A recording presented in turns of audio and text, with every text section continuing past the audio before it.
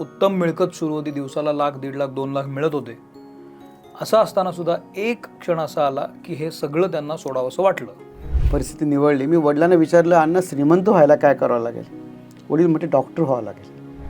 मग तुम्ही पैसे मिळवले, मग तुमच्या लक्षात आलं की हा आनंद नाही आहे. हो. मग काय आहे आनंद? आणि त्यांनी एक पत्र लिहायला लागलं की तुम्ही आता 1 तासाने मरतायत आणि तुमच्या प्रिय व्यक्तीला पत्र लिहा. पण या सगळ्यामध्ये तुमच्या पत्नीने सगळं सहज मान्य केलं, काहीच खटके उडाले नाहीत. माननीय DY पाटलांशी माझा संबंध आला. त्यांच्या EDCने मला 30 मिनिटं भेटायला वेळ दिला. आमची मीटिंग 9 तास चालली. ते 9 म्हटले, तास. पैसा हे सर्वस्व नाही आहे. याच्यावर मी तुम्हाला शेवटी एक प्रश्न विचारणार आहे. हो, संन्यास घेण्यापूर्वी माझ्याकडे 15-20 असाध्य आजारांचं सोल्युशन तयार होतं. तुम्ही कट ऑफ झालेला नव्हता, मग हा संन्यास कसा? पप्पा, तुम्ही हा ड्रेस नका घालत जाऊ.